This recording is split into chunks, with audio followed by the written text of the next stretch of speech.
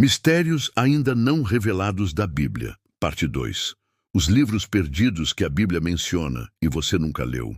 Você já parou para pensar que a Bíblia, esse livro sagrado que tanto estudamos, não está completa aos olhos de muitos estudiosos e até mesmo segundo as próprias Escrituras? Sim, a Bíblia menciona livros que hoje não fazem parte do seu conteúdo oficial.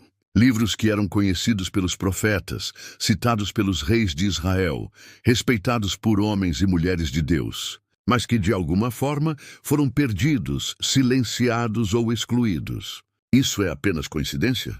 Ou existe uma razão espiritual mais profunda para esses livros terem sido esquecidos? Hoje vamos mergulhar nessa investigação bíblica e espiritual.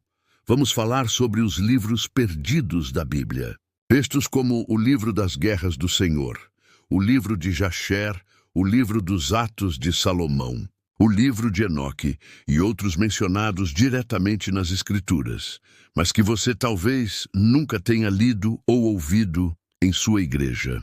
A verdade é que há vozes que ecoaram na história, mas que foram abafadas. Há revelações que estavam disponíveis, mas que foram trancadas pelo tempo, pela religião, ou até mesmo pelo medo do que elas poderiam provocar. E a pergunta que fica é: por que esses livros foram deixados de lado? O que havia neles que os tornava tão diferentes, tão impróprios, tão ocultos? Para responder a isso, precisamos começar pela própria Bíblia. No livro de Números 21:14, vemos a menção ao livro das guerras do Senhor. Em Josué 10:13 e 2 Samuel 1:18, aparece o livro de Jasher, também conhecido como o livro do justo. Nos livros dos Reis e Crônicas, há repetidas menções a outros registros históricos e proféticos, o livro dos Atos de Salomão, o livro do profeta Natã, o livro do vidente Ido, entre outros. E, surpreendentemente, o Novo Testamento faz alusão ao livro de Enoque, citado diretamente por Judas em sua epístola. Esses livros não são invenções modernas.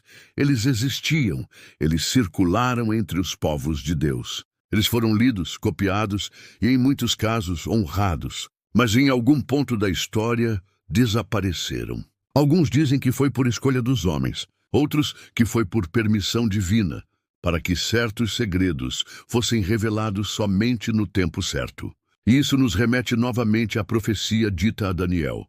Estas palavras estão seladas até o tempo do fim.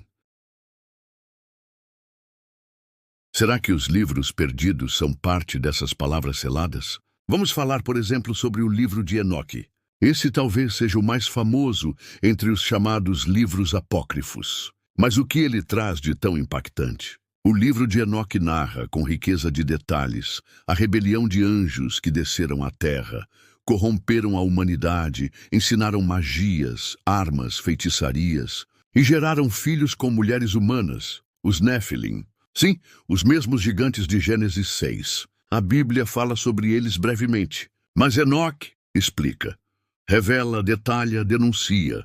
Fala também de dimensões celestiais, de tronos angelicais, do julgamento que viria sobre esses anjos rebeldes, de portais entre céus e terra, e de forma profética do Messias que viria para julgar o mundo.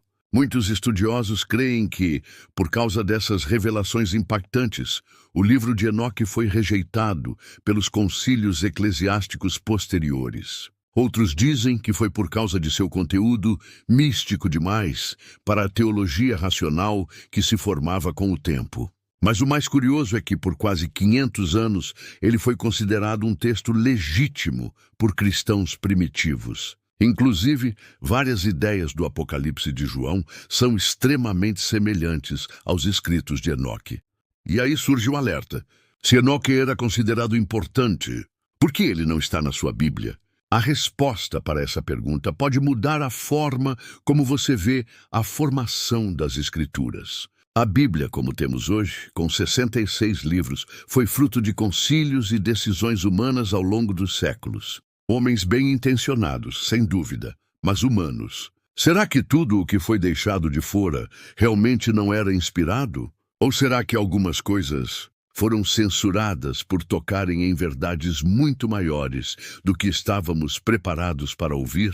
Lembre-se, o próprio Jesus disse aos discípulos em João 16:12: Tenho ainda muito que vos dizer, mas vós não podeis suportar agora.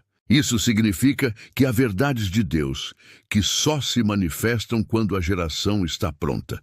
Talvez hoje nós estejamos prontos para voltar ao princípio, para rever os escritos antigos, para examinar não só o que foi revelado, mas também o que foi esquecido, e assim entender melhor o plano completo de Deus. E o que dizer de outros textos, como o Apocalipse de Abraão, o Testamento de Salomão, os Salmos de 151, as cartas de Paulo aos Laodicenses, o Evangelho de Tomé. Textos que, em diferentes tradições, ainda são lidos, estudados e até considerados inspirados, mas que, na maioria das Bíblias ocidentais, simplesmente desapareceram. O que podemos aprender com isso? Que a revelação de Deus é como um pergaminho selado, e a cada geração ele permite que uma parte seja desenrolada. Você está aqui agora, talvez porque esta seja a sua parte da revelação. E se for assim, o que mais ainda está escondido? Exatamente sobre isso que vamos falar no próximo episódio da série. Porque agora que você sabe que existem livros perdidos, precisa entender o conteúdo mais chocante que eles sugerem. Quem são os Néfilim? Esses seres gigantes mencionados em Gênesis, filhos de anjos caídos com mulheres humanas? Seriam eles apenas figuras antigas, ou algo ainda presente no mundo hoje? Prepare-se. O próximo episódio será talvez o mais surpreendente dessa jornada. Se esse conteúdo te tocou, compartilhe. Se gerou perguntas, não fuja delas. Vá fundo. E se quer seguir essa série até o fim, inscreva-se no canal Raízes do Trono Eterno. Ative o sino e venha desvendar conosco os mistérios ainda não revelados da Bíblia.